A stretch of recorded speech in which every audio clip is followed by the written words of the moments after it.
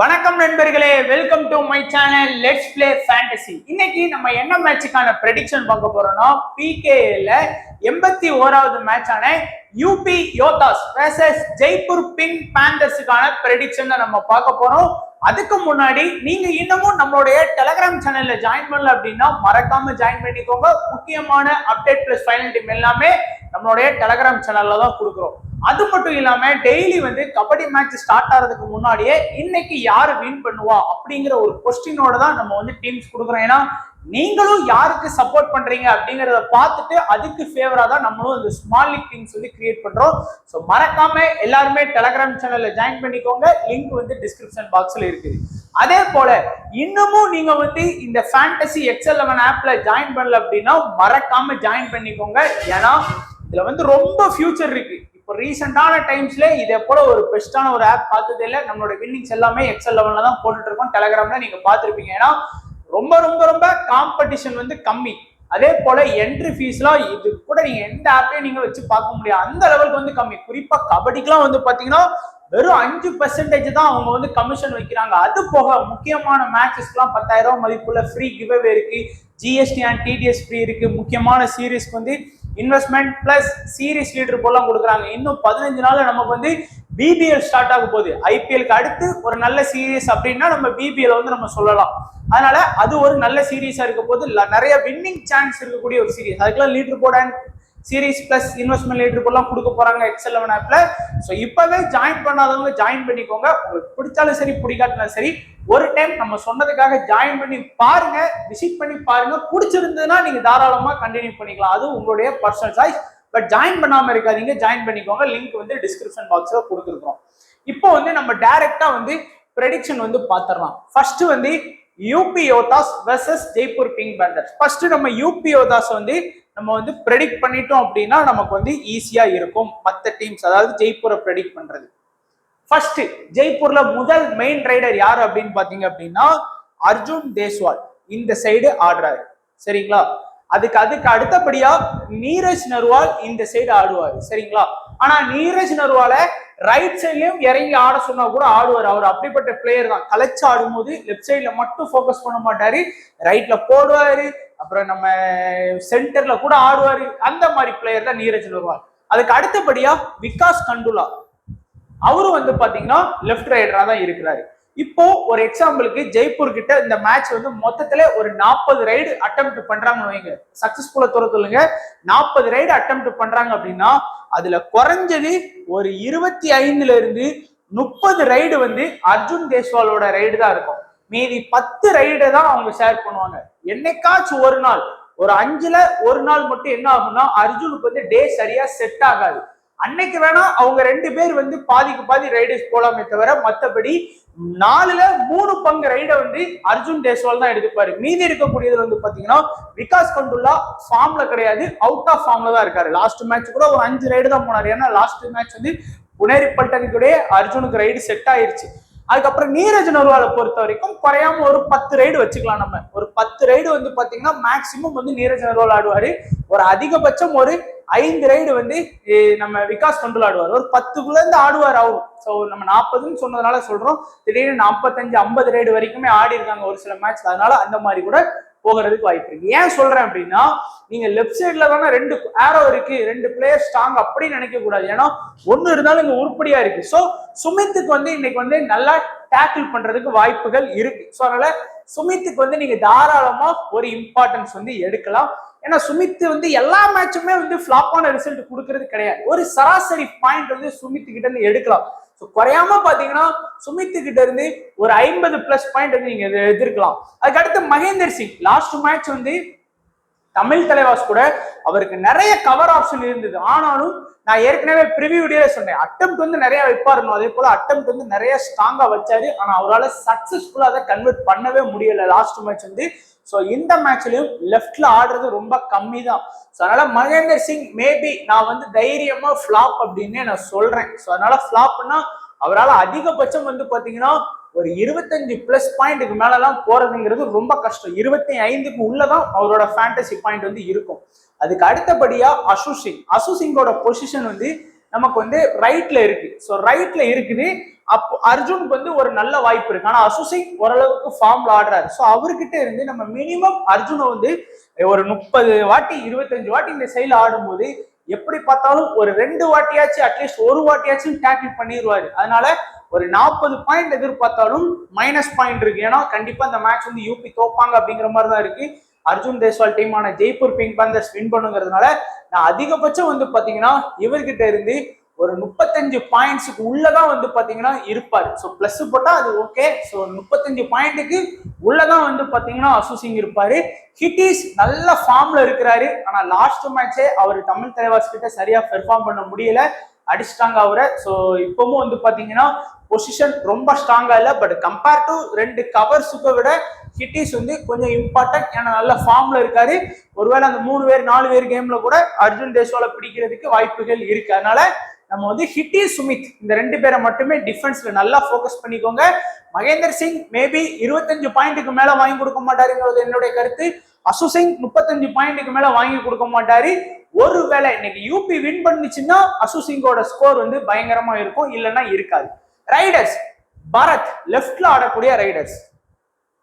அதுக்கு அடுத்தபடியா பவானி ராஜ்புட். பவானி ராஜ்புட்டை பொறுத்த வரைக்கும் அவரோட ரைட்ல ஆடக்கூடிய ரைடர் ஓரளவுக்கு ரைடு ஆடுறாரு. ககன் கவுடா ரைட்ல ஆடக்கூடிய ரைடர். தொடர்ந்து பவானி ராஜ்புட் வந்து 2 மேட்ச் நல்லா ஸ்கோர் பண்ணாரு. லாஸ்ட் மேட்ச் தமிழ் தலைவாஸ் கூட அவரோட பெர்ஃபார்மன்ஸ் அந்த லெவலுக்கு எடுபடல. பரத்தையும் பாத்தீங்கன்னா உடனே சப்ல கொண்டு போயிட்டாங்க. ஏன்னா பரத்தும் பெருசா ஆடுறது இல்லை.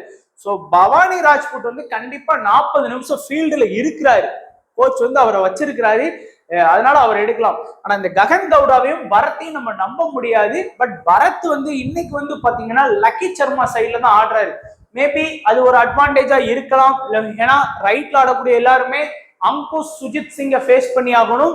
லெஃப்ட் ரைடர்ஸ் பாத்தீங்க அப்படின்னா லக்கி சர்மா ரீசாவை ஃபேஸ் பண்ணி ஆகணும். ஸோ கம்பேர்ட் டு அங்குஷ் சுஜித்தை விட லக்கி சர்மா சைடு ஆடுறது கொஞ்சம் ஈஸின்னு தோணுது. அதனால இன்னைக்கு வேணா பரத்தை வேணா கொஞ்சம் இம்பார்ட்டன்ஸ் கொடுத்துக்கோங்க. பட் சில மேட்ச்ல அப்படிதான் நினைக்கிறோம், ஆனா அதுக்கு மாறிதான் நடக்குது, அதையும் ஞாபகம் வச்சுக்கோங்க.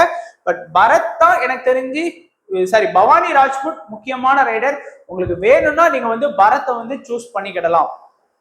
இப்போ நம்ம வந்து யூபி யோதாஸ் பார்த்தாச்சு. அதுக்கு அடுத்து ஜெய்ப்பூர் பிங்க் பேந்தர்ஸ். இவங்களோட டீமை பொறுத்த வரைக்கும் டிஃபென்ஸ் பாத்தீங்கன்னா முதல் ரைடரா ஆடக்கூடிய பவானி ராஜ்புட் இந்த சைடு ஆடுறாரு. அதுக்கு அடுத்து ககன் கவுடா இந்த சைடு ஆடுறாங்க. இந்த சைடு வந்து பாத்தீங்கன்னா பரத் மட்டும்தான் ஆடுறாரு. மேக்சிமம் 10ல இருந்து 15 ரைடு அவர் ஃபுல்லா ஆனா கூட அவ்வளவுதான் ஆடுவாரு. மீதி இருக்கக்கூடிய ஒரு 30 ரைடு வந்து பாத்தீங்க அப்படின்னா அது பவானி ராஜ்புட்டா இருக்கட்டும், அடுத்து ககன் கவுடாவா இருக்கும், 2 பேர் சேர்ந்து வந்து பாத்தீங்கன்னா ஒரு 25ல இருந்து 30 ரைடு ஆடுறாங்க. எல்லாமே இந்த சைடு தான். ஸோ அங்குஷ் நல்ல இம்பார்ட்டன்ஸ் கொடுத்துக்கோங்க.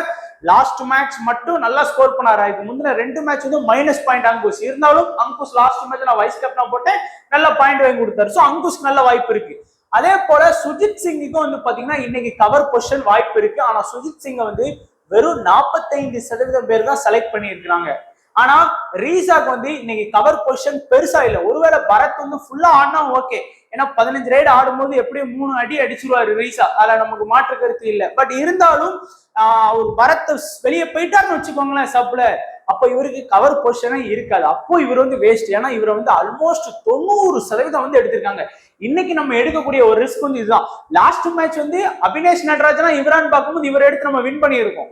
ஆனா இன்னைக்கு மேட்ச்ல இவரா இன்னும் ஒரு ரிஸ்க் சொல்றேன். அந்த ரிஸ்க் உங்களுக்கு ஓகேவா இருந்தா நீங்க எடுக்கலாம். ஏன்னா மோஸ்டா எல்லாருமே பாத்தீங்க அப்படின்னா லக்கி சர்மாவையும் எடுத்துருவாங்க. ஏன்னா லக்கி சர்மாவுக்கும் நல்ல ஆப்ஷன்ஸ் இருக்கு. ஸோ அதனால லக்கி சர்மாவுக்கும் இம்பார்ட்டன்ஸ் கொடுத்துருவாங்க. நிறைய பேர் என்ன பண்றாங்க அப்படின்னா ஜெய்ப்பூர்ல இருந்து 5 பேரோட வர்றதுனால ஸ்மால் லீக்ல 1 லக்கி சர்மா, 1 சுஜித் சிங், 1 ரீசா, 1 அங்குஷ், 4 பேர் ஆச்சா டைரக்டா வந்து அர்ஜுன் தேஸ்வால் வந்து எடுத்துடுறாங்க. ஸோ 5 பேர் முடிஞ்சு போச்சு. யூபில இருந்து 2 பேர் தான் ப்ரிப்பேர் பண்றாங்க ஸ்மால் லீக்கு. இதுதான் எல்லா அவங்க ஆப்போனண்ட் வருவாங்க.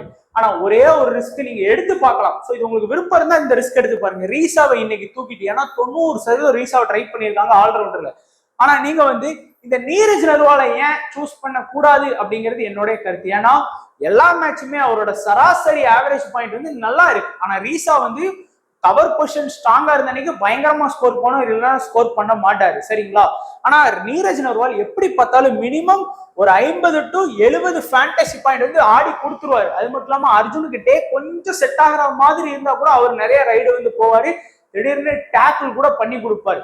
ஸோ இந்த ஒரு ரிஸ்க் உங்களுக்கு ஆப்ஷன் இருக்கு. ஏன்னா எல்லாருமே லக்கி சர்மா, சுஜித் சிங், மிராபாகிரி, அங்குஷ், அர்ஜுன் இந்த 5 பேரோட வர்றதுக்கு பதிலா நீங்க இந்த மிராபாகிரி தூக்கிட்டு நீரஜ் நர்வால் அது கூட சேர்த்துக்கோங்க. நீரஜ் நர்வால், அர்ஜுன் தேஸ்வால், அங்குஷ், சுஜித் சிங், லக்கி சர்மா இந்த 5 பேரை வந்து நீங்க வந்து தாராளமா ப்ரிப்பேர் பண்ணிக்கலாம். அது உங்களுடைய விருப்பம். பட் என்னோட ஸ்மால் லீக் டீம் வந்து எப்படி இருக்குங்கிறத நீங்க ஃபைனல் டீமோட நீங்க பாத்துக்கோங்க. ஸோ இப்போ நம்மளுடைய இன்னைக்கு மேட்ச்ல 81வது மேட்ச்ல லோ பெர்சன்டேஜ்ல இருக்கக்கூடிய குட் பிளேயர்ஸ் அப்படின்னு பார்த்தோம் அப்படின்னா லக்கி சர்மா, நீரஜ் நர்வால், பவானி ராஜ்புட் இந்த 3 பேருமே வந்து நல்ல ஆப்ஷன்ல நமக்கு இருக்கிறாங்க. ஸோ 3 பேருமே வந்து நான் ஏற்கனவே சொன்னதுதான். ஸோ லக்கி சர்மா, நீரஜ் நர்வால், பவானி ராஜ்புட் எல்லாருமே மினிமம் 50% கீழே தான் வந்து எல்லாருமே ட்ரை பண்ணி இருக்கிறாங்க. ஸோ உங்களுக்கு விருப்பம் இருந்தா நான் இந்த 3 ரிஸ்க்ல ஏதாச்சும் ஒரு ரிஸ்க உங்களுடைய டீம்ஸ்ல வந்து ட்ரை பண்ணி பார்க்கலாம். ஏன்னா லக்கி சர்மா, நீரஜ் நர்வால், பவானி ராஜ்புட்ட பெருசா யாரும் ஃபோக்கஸ் பண்ணல. அதனால மேபி ட்ரை பண்ணி பாருங்க. அடுத்து இன்னைக்கு மேட்ச்ல ரிஸ்கான பிளேயர்ஸா நான் சொல்றது யாரெல்லாம் அப்படின்னு பாத்தீங்க அப்படின்னா செலக்டட் பெர்சன்டேஜ் ஓகேவா இருக்கு. ஆனாலும் ரிஸ்கான பிளேயர் ஒன்னும் ஒன் சைடா உங்களுக்கு ஸ்வீப் கிடைக்கும், இல்லைன்னா தோல்வி கிடைக்கும். சுஜித் சிங் நல்ல பொசிஷன் வந்து இன்னைக்கு ஸ்ட்ராங்கா இருக்கு. ஏன்னா அவர் சைடு தான் பவானி ராஜ்புட்டும் ஆடுறாரு, ககன் கவுடாவும் ஆடுறாரு. பரத் இன்னைக்கு வந்து ஒருவேளை பரத்துக்கு டே செட் ஆகாம தான் போகுது டே. இன்னைக்கு ஒருவேளை கம்பேக் கொடுத்தாரு அப்படின்னா, ஏன்னா லெஃப்ட் சைடு வந்து கொஞ்சம் வீக்கா இருக்கு compare to right side. So பரத்தை வந்து நீங்க வந்து ப்ரிப்பேர் பண்ணிக்கலாம் ரிஸ்கான பிளேயர்ல.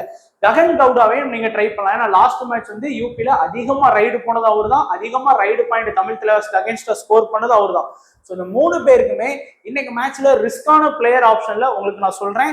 அடுத்து நம்ம சேஃபா கேப்டன் வைஸ் கேப்டன் யாரெல்லாம் போடலாம் அப்படின்னு பாத்தீங்கன்னா ஒரு 4 ஆப்ஷன் நல்ல ஆப்ஷன் இருக்கு. அதாவது மோஸ்டா அர்ஜுன் தேஸ்வால், அங்குஷ். அர்ஜுனை கேப்டனா போடுறவங்க அங்குஷ வைஸ் கேப்டனா போட்டுருவாங்க ஸ்மால் லீக்ல. இல்ல அர்ஜுன் தேஸ்வால வைஸ் கேப்டனா போடுறவங்க அங்குஷ கேப்டனா போட்டுருவாங்க. இதுதான் மோஸ்டா 95% நடக்கும். ஒரு 5% பேர் என்ன பண்ணுவாங்க அப்படின்னா ஸ்மால் லீக்ல வைஸ் கேப்டனா சுமித் எடுத்துட்டு வர்றதுக்கு பார்ப்பாங்க. இன்னும் ரொம்ப ரிஸ்கா போகணும் அப்படின்னு நினைச்சீங்கன்னா பரத்தை கூட வைஸ் கேப்டனா எடுத்துட்டு போங்க. அது உங்களுடைய தனிப்பட்ட விருப்பம். பட் என்ன பொறுத்த வரைக்கும் 95% வந்து அர்ஜுன் தேஸ்வால், அங்குஷ் தான். ஒரு 5% வந்து சுமித்தை கூட வைஸ் கேப்டன் கேப்டனா கூட ட்ரை பண்ணிட்டு வரலாம். அதுக்கடுத்து சேஃபான ஒரு ஸ்மால் லீக் டீம் பார்த்தீங்கன்னா உங்களுக்கே புரியும். ஸோ இப்போ நம்ம சேஃபான டீம் பார்க்க போறோம். ஸோ அங்குஷ், லக்கி சர்மா, சுஜித் சிங், நீரஜ் நர்வால், அடுத்து வந்து அர்ஜுன் தேஸ்வால், பவானி ராஜ்புட், சுமித். இதுல நம்ம எடுக்கக்கூடிய பெரிய ரிஸ்கே வந்து பாத்தீங்கன்னா ரீசா.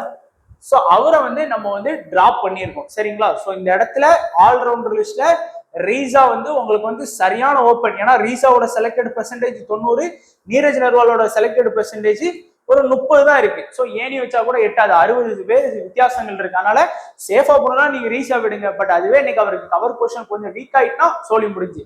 அதே போல சுமித்தை நம்ம எடுத்துட்டோம். இன்னொரு ஆப்ஷன் வந்து பாத்தீங்கன்னா உங்களுக்கு வந்து ஹிட்டிஸ் இருக்கிறாரு. ஸோ அவரே வந்து நீங்க வந்து தாராளமா ஒன்னு லக்கி சர்மாக்கு பேர ரீசாவை கூட இங்க தீ போட்டு நீங்க ஹிட்டிஸை கூட ப்ரிப்பேர் பண்ணலாம். பவானி ராஜ்புட் வேண்டாம் அப்படின்னு நினைச்சா அந்த மாதிரி கூட நீங்க வந்து டீம் செட் பண்ணலாம். ஏன்னா ஏதாச்சும் ஒரு டிஃபென்ஸை தூக்கணும் அப்படின்னு நினைச்சா லக்கி சர்மாவை தூக்கிட்டு கூட இந்த மாதிரி இந்த இடத்துல ரீசாவை எடுத்துருவாங்க. அந்த இடத்துல வந்து ஹிட்டிஸை போட்டுருவாங்க, பவானி ராஜ்புட்டை தூக்கிடுவாங்க. ஏன்னா 4 டிஃபென்ஸ் தான் எடுக்க முடியும் அப்படிங்கிற பட்சத்துல 5 டிஃபென்ஸ் எடுக்கக்கூடிய ஆப்ல நீங்க வந்து பவானி ராஜ்புட்டுக்கு பதிலாக ஹிட்டிஸை கூட ப்ரிப்பேர் பண்ணி பார்க்கலாம். கேப்டன் வைஸ் கேப்டன் ஆல்ரெடி பார்த்தாச்சு. ஸோ இதுதான் நம்மளுடைய ப்ரெடிக்ஷன். ஸோ கண்டிப்பா தெளிவா நம்ம எல்லாமே உங்களுக்கு கொடுத்துருக்கோம். ஸோ தொடர்ந்து நமக்கு சப்போர்ட் பண்ணுங்க, வீடியோவை லைக் பண்ணுங்க, உங்களோட ஃப்ரெண்ட்ஸ் யாருனாலும் அவங்களுக்கு ஷேர் பண்ணுங்க. கபடி யார் விளாண்டாலும் சரி, யார் பார்த்தாலும் சரி ஷேர் பண்ணி விடுங்க.